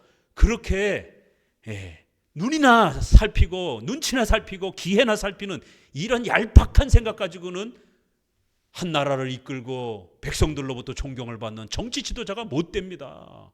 세상 지도자들도 하물며 그런데 영육간의 이 리더가 돼야 되는 종교 지도자가 돈 쫓아가고 세상 인기나 쫓아가고 어느 쪽이 더 칭찬이 많을까 이거나 살피고 이래 가지고 성도들로부터 존경받을 것 같아요? 하나님으로부터 인정받을 것 같아요? 천만의 말씀이에요. 하나님이 한순간에 데려가 버리면 건강도 뭐고 다 잃어버립니다. 그냥 데려가시는 거예요. 하나님이. 사울도 멀쩡하게 있었지만 데려가시는 거예요. 구약의 수많은 왕들이 한순간에 문득병이 돼갖고 왕권 다 내려놓고 아들한테 넘겨줄 수밖에 없는 겁니다. 하나님이 데려가는 거예요. 그냥. 그래서 강력한 신관을 갖게 되면 두려움과 경외감을 가지고 그 시대에 하나님의 뜻을 헤아리고 성도들이 어디로 가야 될지를 말씀을 지각을 사용하여 분별하여 이쪽이 하나님이 원하시는 길이다라고 방향 제시를 하면서 목소리 높이고 구약의 선지자들이 이쪽이 살 길이다라고 백성들아 하나님의 말씀에 순종하라라고 외치는 거예요. 거기에 거짓 선지자들이 얼마나 많았습니까? 아합 왕이 전투에 나가려고 하는데 미가야만 왕이여 이번 전쟁 나가면 죽습니다. 옆에 수많은 선지자들이 미가야에 막 뺨을 때리면서 니만 선지자냐? 왕이여 이번에 나가면 아주 대승을 거둘 겁니다. 온갖 아부를 하면서 미가야를 데리고 오는 관료가 걱정이 돼서 미가야를 아꼈는지 미가야요 선지자요 이번에 가시면 왕이 좀 좋아하는 말을 좀 하십시오. 미가야는 아합 왕을 진정으로 아꼈던 유일한 선지였던 겁니다. 이번 전쟁에 나가면 당신 죽습니다. 나가지 마십시오. 이 전쟁은 하나님이 원하시는 게 아닙니다. 구약의 제일 악독한 왕. 그럼에도 하나님이 미가야 선지자를 보내주셔서 다시 한번 회개할 수 있는 기회를 주셨던 겁니다. 근데도 선지자의 말 듣지 않고 뻐쩍뻐쩍 우기고는 결국 거짓 선지자들의 목소리를 듣고 대승을 이룰 거라고 선동에 취해가지고는 전쟁에 나갔다가 우연히 한 병사가 쏜 화살이 우연이라고 되어 있습니다. 우연히 날라와서 갑옷을 철철 입고 있는데 갑옷 솔기를 뚫고 들어왔다라고, 그 틈 사이를 뚫고 들어왔다라는 거예요. 이렇게 정면으로 맞으면 갑옷을 입었으니까 안 죽는데 솔기 사이를 뚫고 들어와서 아합 왕이 죽는 거예요. 이게 하나님의 전지전능한 섭리 역사입니다. 죽고 사는 거 하나님의 뜻에 달려 있어요. 하나님이 허락하셔야 사는 거고 하나님 앞에 하나님의 뜻을 거역하면 내일이라도 당장 죽는 겁니다. 내일이라도 그 누렸던 모든 영광이 하루아침에 다 풍비박산 날 수 있는 거예요. 이게 우리 칼빈주의 개혁주의 강력한 전능한 하나님의 절대 주권이라고 하는 신관입니다. 그렇기 때문에 목사님이 이 혼란한 국가 정치의 사태 앞에서 개혁주의 목사로서 탄핵과 계엄과 이런 부분들에 대해서 어느 방향으로 가야 될지에 대해서 목소리를 냈습니다. 그러면은 성도들 입장에서는 이건 조금 생각이 조금 나랑 다른데 이렇게 혹시라도 들지라도 목회자를 그동안 존중하고 또 개혁주의 목사로서 성경에 대한 그 통찰력과 그 해석을 신뢰하면 쫓아오셔야 되는 겁니다. 만약 여기서 나는 이게 잘못됐다고 생각하는데 그러면서 오히려 탄핵을 찬성하고 왕을 욕하고 돼지를 잡으러 가자, 용산에 이무기가 칼을 품고 있다, 9 꼬리 달린 여우가 그렇게 혼돈시키고 있다, 돼지놈 잡으러 가자, 별 쌍욕을 목회자들이 조롱하듯이 쏟아내면서 사회정의를 이룩하자라라고 폭발을 하고 있습니다. 그럼 그쪽 길로 가실 겁니까? 여기에 대해서 분명히 옳고 그름이 하나님 앞에서 평가될 겁니다. 그러면 로마서 13장 왕의 권위를 묵살한 자들은 하나님이 멸하실 것이다라는 거예요. 왕의 권위는 신적 권위이기 때문에 하나님을 무시하고 짓밟은 것으로 평가하고 하나님이 멸하실 것이다라는 거예요. 이게 올바른 저항인 것인지 아니면 왕의 권위를 짓밟고 하나님이 주신 권위를 짓밟는 것인지 판단하셔야 되는 겁니다. 그래서 국가가는 굉장히 어렵고 굉장히 조심스러워야 된다라고 말씀을 드린 거예요. 잘못 저항했다가는 왕은 칼의 권세를 갖고 있는 사람이기 때문에 백성들이 그 칼에 죽을 수도 있는 거기 때문에 목회자는 신중하게 분별해 줘야 되는 겁니다. 또 더 나아가서는 하나님의 징계에 죽을 수도 있는 거예요. 신적 권위를 위탁받은 유일한 두 조직, 목사와 국가위정자, 신적 권위를 위탁받아 하나님 앞에서 선과 악을 분별하는 자다, 징계하고 악을 막는 권위를 받은 자다라고 말하는 겁니다. 그래서 왕의 권위를 함부로 짓밟게 되면, 정당한 내용이 아닌 것으로 왕의 권위를 짓밟게 되면 하나님이 직접 멸하시겠다라는 거예요. 징계하시겠다라는 겁니다. 하나님 앞에 징계받을 각오하고 목소리 내셔야 되는 거예요. 어떤 피켓을 들지를 결정하셔야 되는 겁니다. 내가 만약 이 피켓 들었다가 내가 잘못 해석하게 되면 나와 내 가족과 내 주변 사람들이 하나님 앞에 무서운 징계를 받을 수 있다는 것을 각오하고, 왜요? 여러분도 여러분 해석에 명예와 목숨을 걸으셔야 되는 거니까. 왜? 그 피켓은 만약 옳으면 칭찬을 받지만 하나님이 세우신 왕을 짓밟는 걸로 평가가 되고 해석되어지게 되면 하나님을 조롱하고 하나님을 공격한 행위가 되기 때문에 징계받는 겁니다. 그래서 성도 개개인의 판단보다는 목회자의 판단을 좀 더 신뢰해 주시고, 함께 그 목회자가 그동안 가르쳐왔던 구원에 대해서도 신뢰하고 의식주와 관련되어서도 이런 모든 부분에서 목회자가 정말 목숨을 걸고 올바르게 하나님의 뜻을 해석하고 적용했던 그 목소리를 신뢰하고, 지금 이렇게 초유의 국가의 비상사태에 이런 상황이 터졌을 때 내가 어디로 가야 될까? 일로 가야 될까? 절로 가야 될까? 이런 고민을 할 때에 적어도 그동안 오랜 세월 동안 함께 그 성경의 해석을 신뢰감을 가지고 왔던 담임 목회자의 설교를 신뢰하고 그 방향으로 또 같이 가시는 거예요. 저도 제 명예와 목숨을 거는 겁니다. 이쪽으로 가야 된다라고, 보수 정권을 지키는 쪽으로 가야 한다라고 목소리를 내는 것입니다. 성경의 이러한 많은 설명들을 듣고 이런 내용들을 오늘 우리 시대에 우리가 어떻게 적용해야 될 것인가, 이렇게 바로 이 히브리서는 7장, 8장, 9장, 10장 계속 신구약의 통일성과 차이성을 가르치는 거예요. 지금 11조 얘기에다가 왜 국가관까지 얘기가 나갔는지 아십니까? 이렇게 구약의 11조에 대한 이런 이야기도 의식법이 있고 거기에 구약의 제사적인 외적인 형식들이 있는 거예요. 이건 우리가 오늘날 따라하면 안 됩니다. 그렇지만 그 안에 담긴 도덕법적 내용은 여전히 우리의 생활 규범이라는 거예요. 구약에 전쟁을 하고 사람을 죽이는 이런 수많은 또 형벌 재판법들이 있지 않습니까? 이런 구약의 이런 외적인 법들을, 율법을 오늘 우리에게 어떻게 적용해야 되는가? 바로 외적인 형식들은 중단되었다 할지라도 그 본질, 도덕법적인 내용은 우리가 또 잘 찾아서 적용하는 겁니다.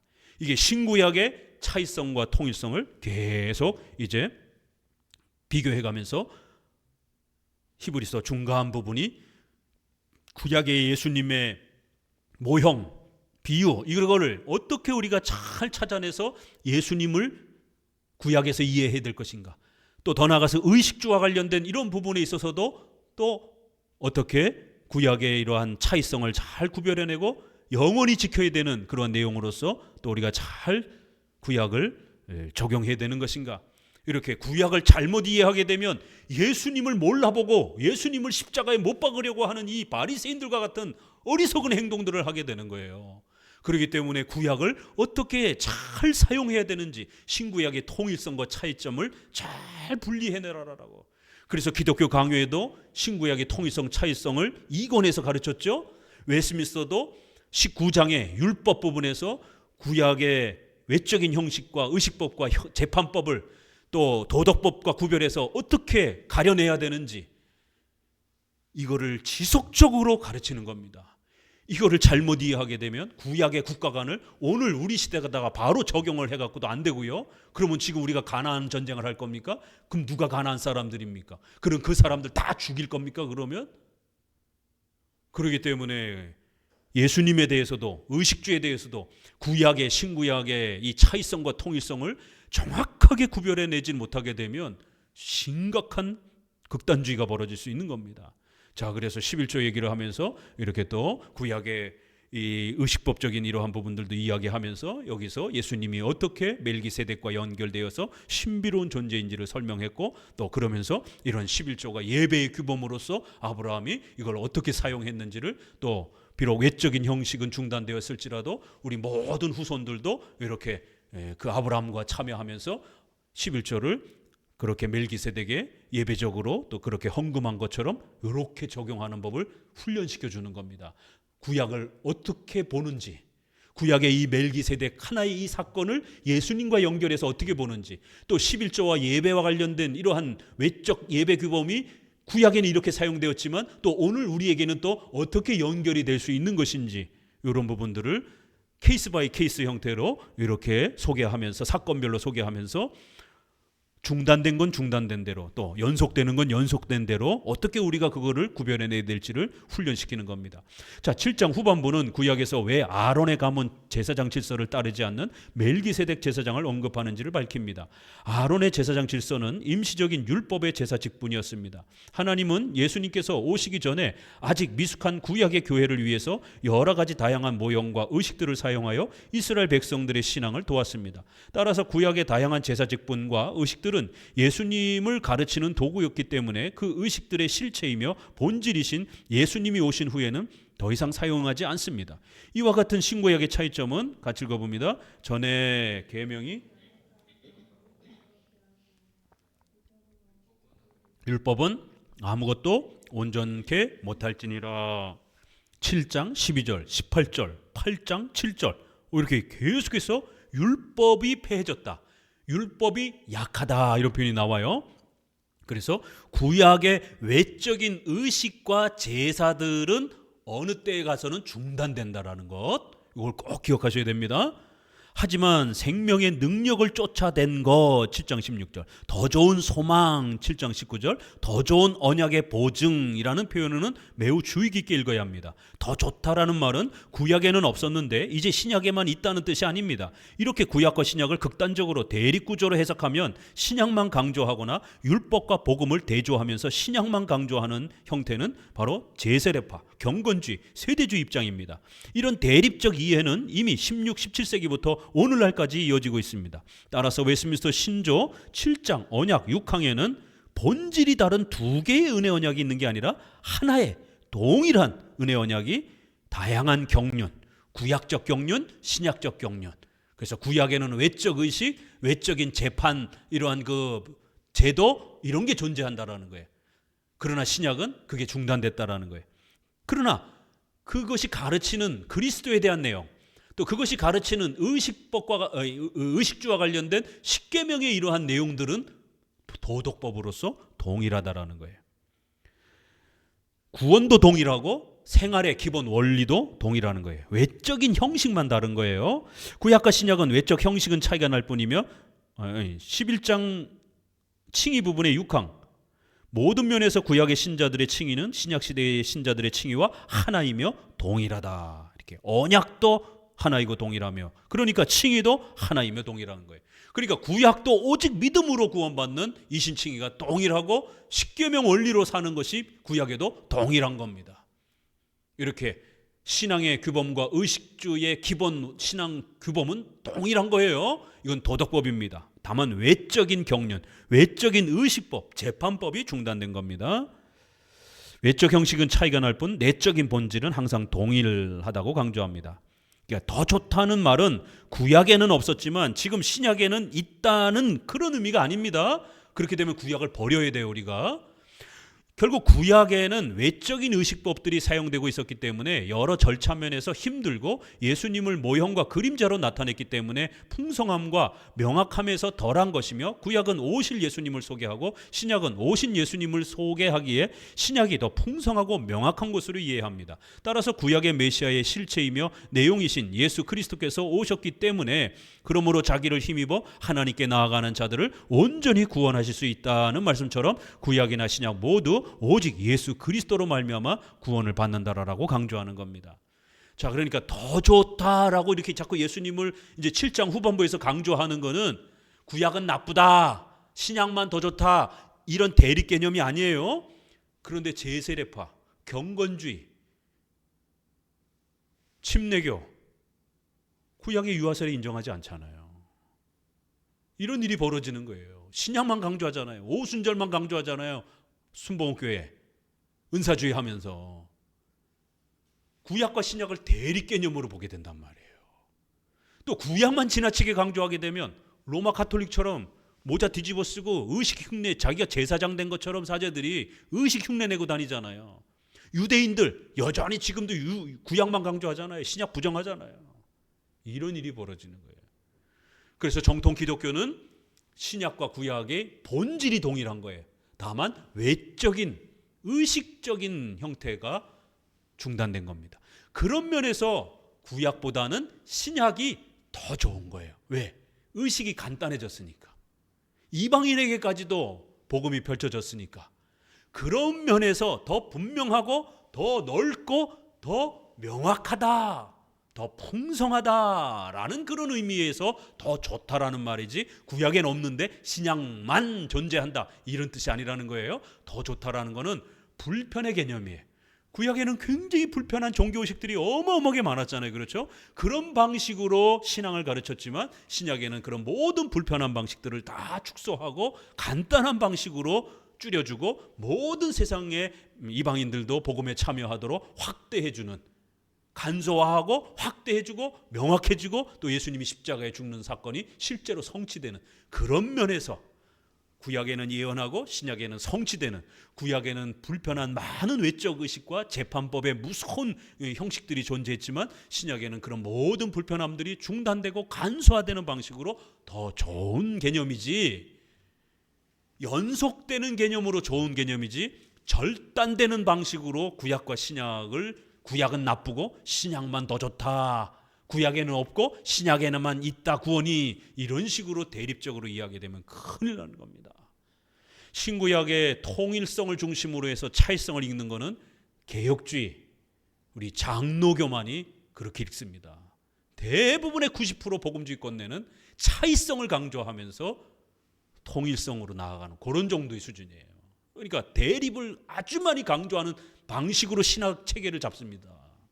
그러나 우리는 통일성을 먼저 기초로 잡고 거기서부터 차이가 나는 부분을 정리해 나가는 그런 신학 체계가 이렇게 서로 차이가 나는 거예요. 어느 게 더 훌륭한가? 장로교 방식이 훨씬 더 훌륭하다라는 거예요. 그래서 이제 7장부터 10장 무려 4장에 걸쳐서 구약을 어떻게 이해될 건가? 구약과 예수님이 단절된 분인가? 아니라는 거예요. 바로 구약에서 예언한 그 수많은 제사와 그 수많은 비유가 다 바로 예수님을 가르치는 거라는 거예요. 또 그리고 구약에서 가르치는 수많은 신앙의 규범과 의식주의 이런 신앙의 원리들이 바로 오늘 우리가 본받아야 될 또 그러한 신앙의 내용이라는 거예요. 그래서 11장이 나오는 거예요. 우리 믿음의 선조들은 이러면서 아브라함부터 쫙 나열해 가는 겁니다. 동일하다라는 거예요. 다만 제사나 의식이라든가 이런 거는 다르다라는 거죠. 이렇게 해서 우리가 성경을 어떻게 신구약을 잘 읽어야 예수님을 정확하게, 또 우리가 신앙생활에 있어서도 국가 사회 또 우리 일상생활에서 성경의 원리를 정확하게 적용해내면서 살아갈 수 있는가. 성경을 구약에 있다고 해서 문자적으로 그대로 따라해도 안 되고, 또 그렇다고 구약을 아예 무시하고 살아도 안 되고, 성경대로 살아야 되는데 그럼 우리는 어떻게 해야 성경대로 사는 것인가? 이 국가의 이러한 심각한 혼란 중에 우리는 성경적으로 어떻게 판단해야 되는가? 5장 꼭 기억하십시오. 연단을 받아 선악을 분별하는 자들이나 지각을 사용하므로, 의의 말씀을 바로 지각을 사용하여 선악을 분별해 내셔야 된다는 거예요. 지금 이 큰 혼란 속에 하나님이 원하시는 뜻 쪽에 서야 되고, 그러면 저마다 다 하나님의 뜻이라고 하는데, 그러면 적어도 우리 개혁주의 입장에서는 이런 신구약의 통일성과 차이성 아래에서 특별히 구약의 그 수많은 국가 간에 대한 선지자들의 그러한 목소리들을 또 잘 또 읽어내면서, 또 신약에는 또 이렇게 구약에는 정교 일치가 된, 재정 일치가 된 국가와 교회가 일치하면서 살아갔던 시대고, 신약은 로마라는 국가와 이스라엘이 분리가 되어 있는, 정교가 구별이 되어 있는 그런 시대란 말이에요. 이렇게 구약과 신약의 형식면이 이렇게 다르단 말이에요. 그러면 구약에서는 국가관을, 신약에서는 어떻게 국가관을 우리가 읽어내서 성경적인 정교 구별, 상호 협조의 국가관을 잘 읽어내고 우리 시대의 대한민국의 이 지금 사태를 하나님의 뜻 안에서 어떻게 분별해야 될 것인가? 분명히 하나는 악이고 하나는 선입니다. 왜요? 이쪽은 교회를, 한쪽은 파멸할 수 있는 그러한 심각한 상황이 지금 우리 코앞에 다가와 있습니다. 어제 그젠가요? 31일 날 헌법재판관 2명을, 그것도 아주 진보적인 성향이 강한 헌법재판관을 2명을 추가로 임명을 하는 바람에 대행체제에서 8명이 헌법재판소가 돼서 이제 탄핵 가능성이 훨씬 커졌습니다. 6명이 찬성을 해야 되는데 기존에는 6명밖에 없어서 한 사람만 반대하면 탄핵이 기각이 되는데 이제 8명이 됐기 때문에 6명이 되는 건 너무 쉬워진 것이죠. 탄핵이 되면 이재명 씨가 대통령이 되는 것은 이건 불보듯 뻔한 것입니다. 이재명 씨가 대통령이 되게 되면 반미에 대한, 미군 철수에 대한, 차별금지법에 대한 이 문이 열립니다. 각오하십시오. 어떤 일이 벌어질 것인가. 그렇기 때문에 이번 사태는 대한민국의 전망을 가르게 되는 그런 사태가 될 수도 있다는 겁니다. 그래서 성도들은 나라와 민족을 위해서 기도하셔야 되고, 성경적인 국가관을 우리는 어떻게 분별하고, 우리에게 주어진 이 선거라고 하는 이 투표권을 가지고 우리는 어떻게 또 선택을 해야 될 것인가. 히브리서는 이렇게 구약을 어떻게 읽어낼 것인가. 구약을 잘못 읽어내니까 어떤 일이 벌어집니까? 예수님을 신성 모독죄로 죽이려고 하잖아요.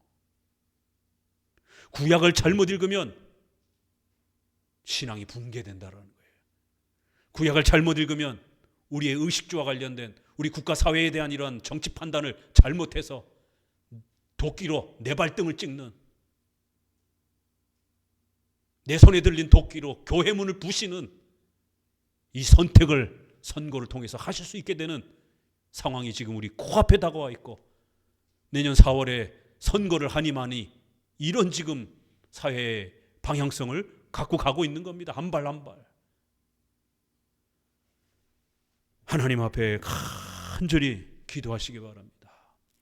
그래도 교회의 적대적인 입장이 아닌 보수적 정부가 그래도 정권을 유지할 수 있도록, 친미를 유지하는 그러한 정부가 자유민주주의를 좀 더 강조하는, 친중이 아니라 반중을 외치는 그러한 나라들이, 그러한 정치가들이 정권을 더 유지할 수 있도록 간절히 기도하시기 바랍니다.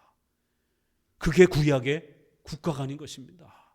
어떤 국가가 되어야 될 것인가? 선지자들이 눈물을 흘리면서 왕이시여 교회를 보호하십시오. 왕이시여 교회를 그렇게 적대시하면 이세벨과 아합이 선지자들을 얼마나 많이 죽였습니까? 교회를 싹을 다 잘라버리고 구약의 그 모든 예배 질서들을 다 붕괴시켜버리고 남쪽으로 예배드리러 내려가지도 못하게 38선을 거놓고 단과 베델에다가 금송아지 만들어 놓고 예배 처소를 다르게 만들어 놓고 평신도를 제사장으로 만들어 놓고 예배 질서를 싸그리 다 변경시켜 놔버린 겁니다. 그게 구약의 아합인 것이에요. 그 아합을 향하여 미가의 선지자는 하나님의 메시지로 외치는 거예요. 왕이여 회개하십시오. 왕이여 교회를 핍박하면 안 됩니다. 그러면 당신도 죽고 당신의 가족도 죽고 이 나라 전체가 멸망당합니다. 왕이여 교회를 핍박하는 정책을 펼치면 안 됩니다. 교회의 예배의 자유와 신앙의 자유를 억압하는 그런 정책을 펼치시면 큰일 납니다. 우리 종교개혁자들은 프란시스 왕을 향하여 왕이여 교회를 보호해 주십시오. 존경하는 폐하여 제발 교회를 핍박하지 마십시오.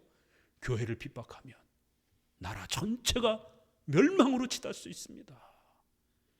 이게 오늘날 목회자들의, 개혁주의 목사들의 메시지인 것입니다. 왕이여 교회를 핍박하면 안 됩니다.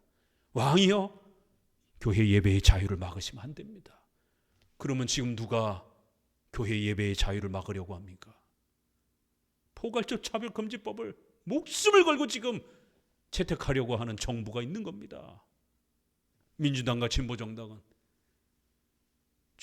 포괄적 차별금지법을 반드시 통과시키겠다라고 자기들의 정당 정책으로 구축하고 있는 그런 입장을 가진 자들이 포괄적 금지법을 반대하는 그런 정당의 또 정치의 이러한 질서를 전부 다 지금 무너뜨리려고 하는, 그리고 반미로 돌아서려고 하는, 세계 유일의 분단 국가가 반미로 돌아서려고 하는 이러한 엄청난 상황에 놓여져 있는 거예요. 미군을 점령군이라고 이렇게 미군 철수에 대한 인식을 갖고 있는 정치 지도자가 대통령이 되면 어떤 일이 벌어지겠습니까? 거기에 국회의원이 192명이라고 하는 어마어마한 국회의원 숫자를 가지고 있는 국회를 갖고 있습니다. 거기에 또 대통령까지 된다라면 대통령의 권한과 입법부의 권한과 사법부는 이미 벌써 그렇게 우리법 연구소를 통해 가지고 엄청난 그러한 사회주의에 물든 그러한 재판관들이 가득가득한 우리법 출신 연구회들이 그렇게 사법제도에 많은 영향을 끼치고 있는데 입법, 행정, 사법 전체가 친중으로 돌아서게 되는, 홍콩과 같은 일이 벌어지게 되는 사태가 합법적으로 미군을 철수시키고 친중으로 돌아서게 되는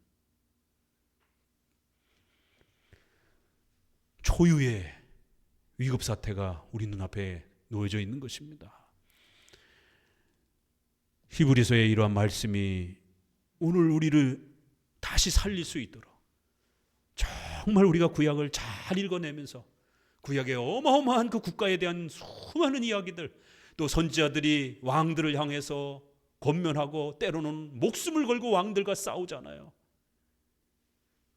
왕들을 뜯어말리고 왕들이 사악해질 때에 목숨을 걸고 나아가서 왕을 가로막고 왕의 악행들이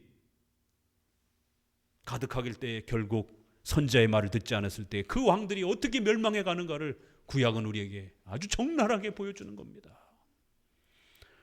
신구약의 이러한 통일성과 차이성을 또 잘 읽어내시기를 주의 말씀으로 권면을 드립니다. 기도합니다.